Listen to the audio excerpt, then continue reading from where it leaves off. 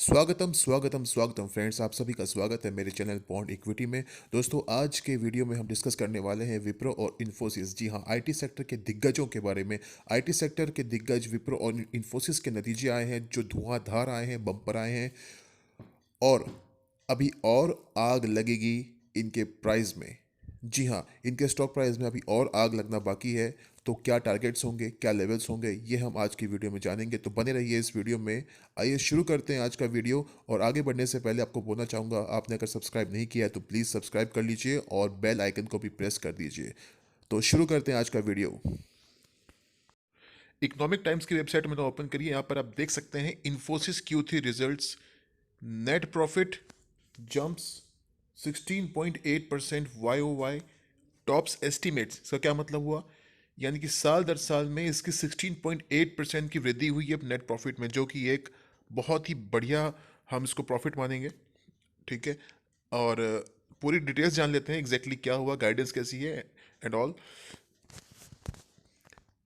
Infosys on Wednesday reported a 16.8% YOY rise in consolidated net profit for December quarter at rupees 5215 crore।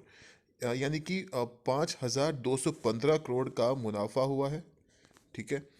और last year जो मुनाफा था ये था 4,446 करोड़ का। ऑलराइट, 4,446 करोड़ का मुनाफा था, इस बार हुआ 500-215 करोड़ का मुनाफा। और ग्रॉस रेवेन्यू में जो जंप आई है वो 12.3% YOY, यानी कि 25,927 करोड़ की हुई है। और जो कि पिछले साल की तुलना में 5.5% अप हुई है। ठीक है। और कांस्टेंट करेंसी टर्म्स में रेवेन्यू ग्रोथ हुई है 6.6%। तो सभी फैक्टर्स में मुझे रिजल्ट अच्छा दिखाई दे रहा है।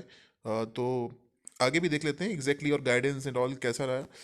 फर्स्ट ऑफ ऑल, इसका जो ऑपरेटिंग मार्जिन रहा है वो 25.4% हुआ है, जिसमें इंक्रीज हुआ है 350 BPS basis points over the same period last year की अपेक्षा 25.4% की वृद्धि हुई है Q3 ऑपरेटिंग मार्जिन में। और देखिए, अब गाइडेंस की बात करते हैं। हमेशा रिजल्ट्स जब आते हैं उसमें गाइडेंस बहुत इंपॉर्टेंट होती है। तो यहाँ पर हम देखते हैं आईटी मेजर ने क्या बोला है। देखिए, 4.5 से लेकर 5% तक की ग्रोथ आगे रहेगी रेवेन्यू में, ऐसा बोला है इन्फोसिस मैनेजमेंट ने। और जो मार्जिन गाइडेंस है वो 24 से 24.5% तक बढ़ेगी। ठीक है, जो ग्रोथ है वो रहेगी। तो और कंटिन्यूड स्ट्रॉन्ग परफॉर्मेंस स्ट्रॉन्ग रहेगी, ऐसा मैनेजमेंट की तरफ से निकल के आया है सामने। और हम आगे जान लेते हैं इसके बारे में और कुछ। Infosys said it has signed large deals worth 7.13 billion dollars, यानी कि करीब 7.13 बिलियन डॉलर्स की डील इन्फोसिस ने करी है। अब 7.13 बिलियन डॉलर्स ये कितना हुआ? यानी कि करीब ये हुआ 713 करोड़ डॉलर्स।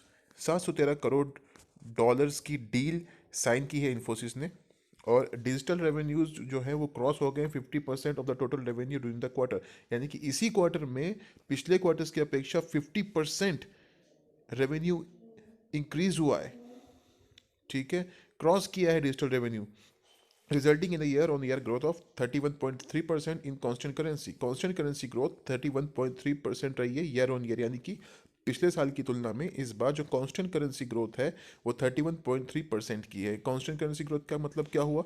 इसका मतलब ये हुआ, देखिए, किसी भी ऐसी हम आईटी कंपनी की अगर बात करें जो ऑलरेडी बाहर भी काम करती है, आपको पता है ये अदर कंट्रीज़ में भी वर्क करती है, तो डॉलर्स में काम होता है। तो कांस्टेंट करेंसी ग्रोथ, अगर करेंसी में ग्रोथ रहेगी तो प्रॉफिट ज़्यादा होगा। मैं आपको ले आया हूँ अब इसके रिजल्ट्स पर। एग्जैक्टली रिजल्ट्स कैसे हैं, क्या परफॉर्मेंस रही है, पास्ट से हम कंपेयर करेंगे। नेट सेल्स की अगर हम बात करते हैं तो नेट सेल्स आप देख सकते हैं यहाँ पर।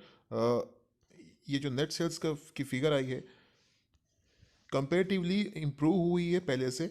दिसंबर 2019 में 23,092 करोड़, मार्च 2020 में 23,267 करोड़, जून 2020 में 23,665 करोड़, सितंबर 2020 में 24,570 करोड़, दिसंबर 2020 में 25,927 करोड़। यानी कि बेसिकली इम्प्रूवमेंट हुआ है क्वार्टर दर क्वार्टर की अपेक्षा। और अगर हम ऑपरेटिंग प्रॉफिट की बात करते हैं तो आप देख सकते हैं दिसंबर 2019 में 5,801 करोड़, मार्च 2020 में 5,676 करोड़, जून 2020 में 6,121 करोड़, सितंबर 2020 में 7,083 करोड़ और दिसंबर 2020 में जो कि रिसेंट का रिजल्ट है उसमें 7,415 करोड़ का ऑपरेटिंग प्रॉफिट निकल के आया है सामने। और अगर हम आगे बढ़ें तो यहाँ पर हम देखेंगे जो प्रॉफिट बिफोर टैक्स है उसमें भी इम्प्रूवमेंट सिग्निफिकेंट इम्प्रूवमेंट देखने को मिला है।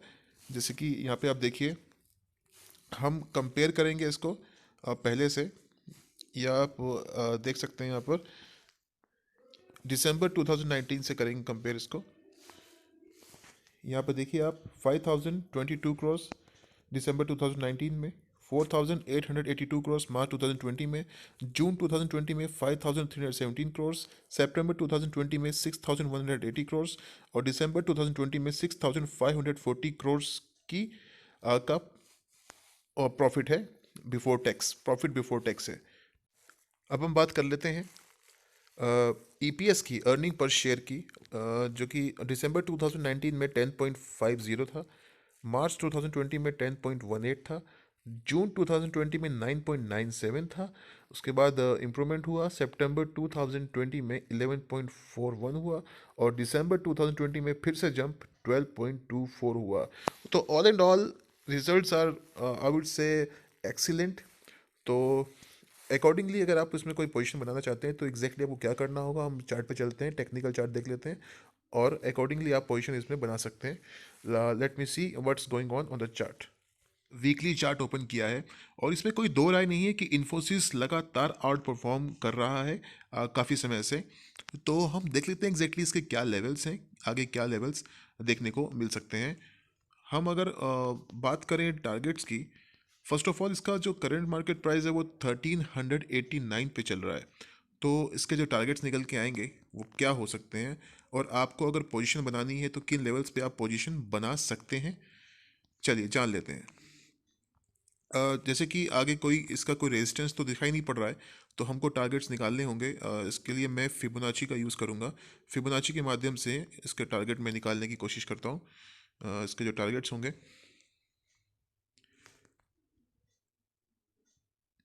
इसको यहाँ पर प्लेस करेंगे।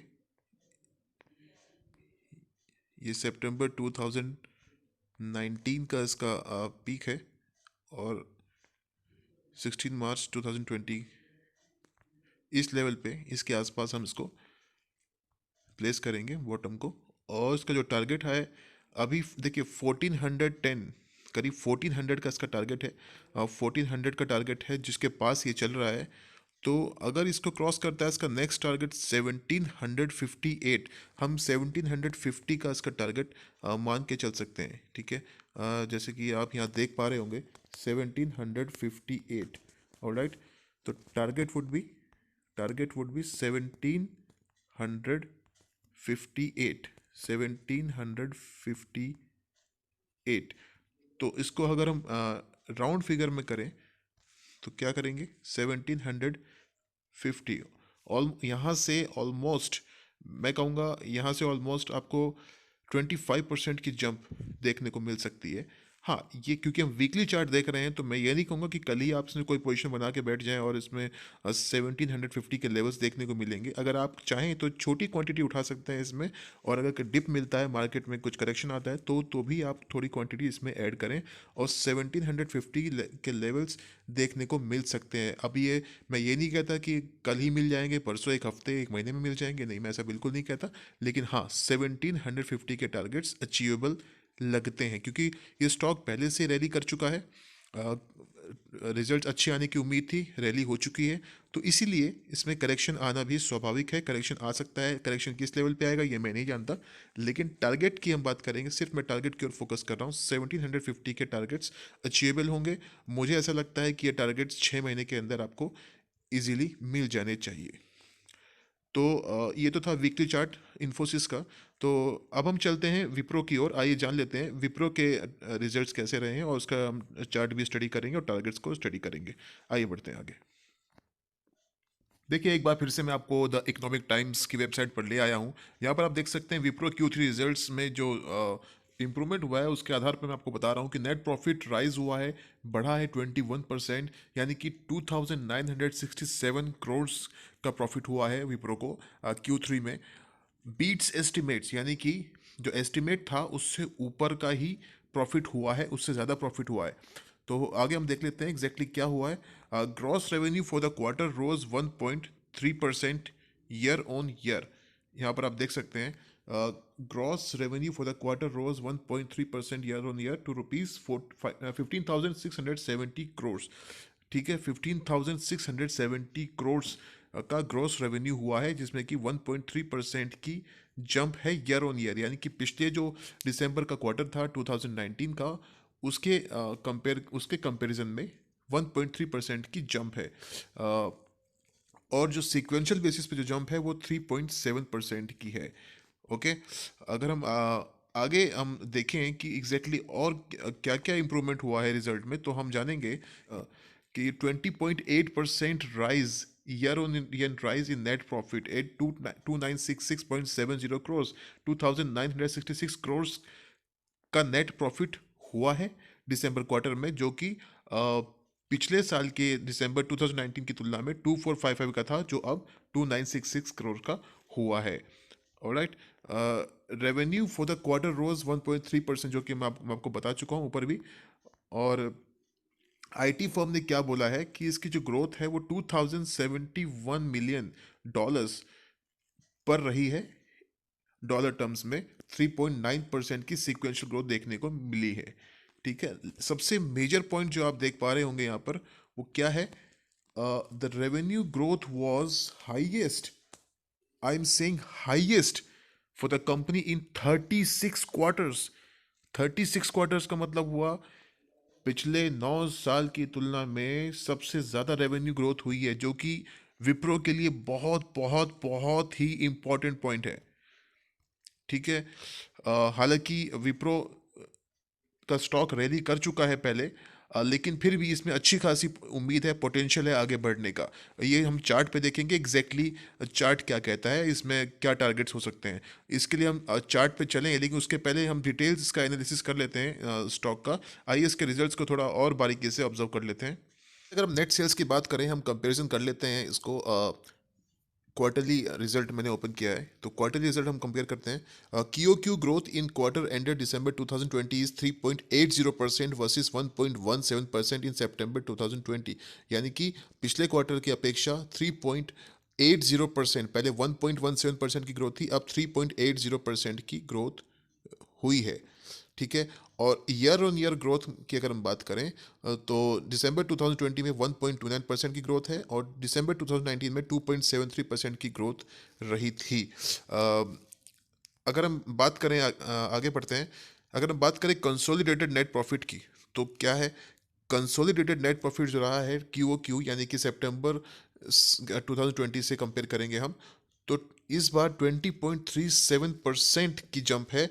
जो पिछले क्वार्टर में जो जंप थी वो 3.15% की जंप थी, यानी कि उससे करीब करीब 6 गुना परसेंट की जंप हुई है कंसोलिडेटेड नेट प्रॉफिट में। और ईयर ईयर ग्रोथ की अगर हम बात करें, दिसंबर 2020 में 20.85%, दिसंबर 2019 में नेगेटिव ग्रोथ थी, -2.17% की ग्रोथ थी, यानी कि बहुत ही बढ़िया कंसोलिडेटेड नेट प्रॉफिट निकल के सामने आया ईयर ऑन ईयर बेसिस पे।